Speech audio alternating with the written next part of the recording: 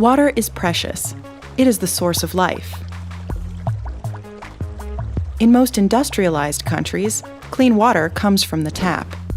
Many developing countries, however, have difficulties ensuring a solid supply of clean drinking water.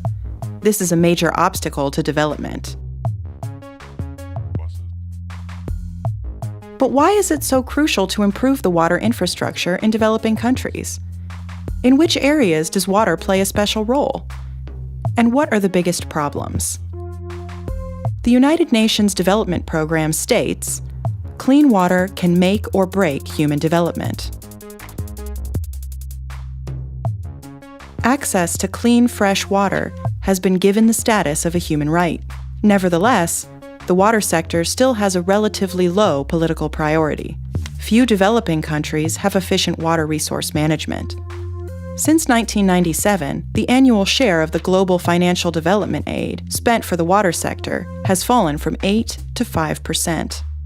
Especially in developing countries, water plays an important role in many different areas. To name the most important: nutrition, health, conflicts, and natural disasters. These areas are interrelated and influence each other. First, the availability of water is important for the agricultural sector, which provides the population with food and produces agricultural exports. Especially countries with little or very irregular rainfall often rely heavily on irrigation systems. Irrigated agriculture counts for 70% of total global water consumption. Excessive irrigation can cause considerable damage. For example, by the large-scale cultivation of water-intensive crops for the export markets. An example: the Aral Sea was once the fourth largest freshwater lake worldwide. The countries Kazakhstan and Uzbekistan then started to take huge amounts of water from its tributary rivers in order to irrigate their cotton fields. Since the 1960s, the Aral Sea has shrunk by nearly 75%. It has lost 90% of its water and become very salty due to the low water exchange. The remaining water is contaminated by pesticides that wash out of cotton farms.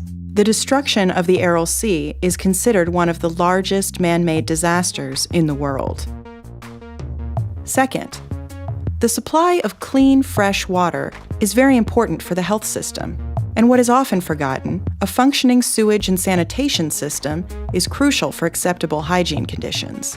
In the last few years, progress has been made in this area. In the year 2000, one of the United Nations Millennium Development Goals was reached. The number of people without access to safe drinking water was reduced by 50%. But still, 900 million people do not have access to safe drinking water. And in other areas too, reality is still bad. 2.5 billion people have no access to sanitation. The World Health Organization estimates that 80% of diseases in developing countries can be traced back to inadequate water supply and sanitation. UNESCO estimates that about 5,000 children die every day as a result.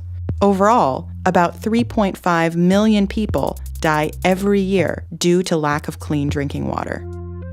Third, in regions where water is a scarce resource, it can lead to conflicts.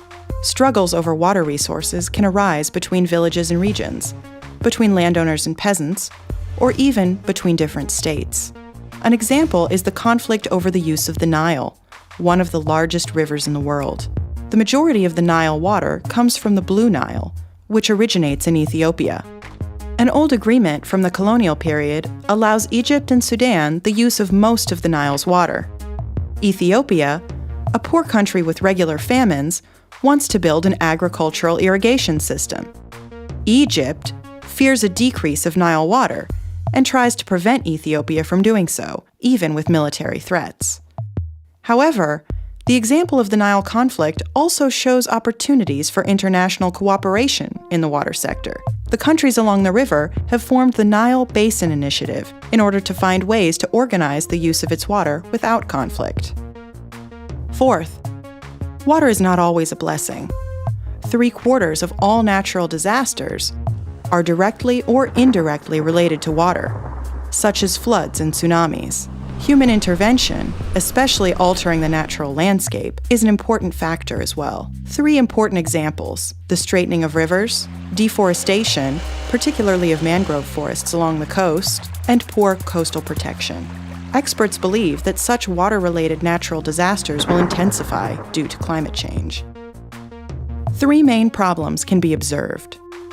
First, the overuse of water through inefficient irrigation systems and waste, population growth, and changing consumer behavior of the world's population. People are eating more and more meat. Compared to vegetable products, animal products require much more water to produce. 2,500 liters of water are required to grow a kilogram of rice. 1 kilogram of beef requires 15,000 liters. Such water-intensive products are often exported from developing and emerging countries to industrialized countries. Second, water pollution. In industrialized countries, the main problem is agriculture. Groundwater quality can be reduced by inputting large quantities of pesticides and chemical fertilizers. In developing and emerging countries, the absence of any wastewater management is usually critical. In developing countries, 90% of urban wastewater pours untreated into rivers, lakes, or the sea. Third, inadequate management.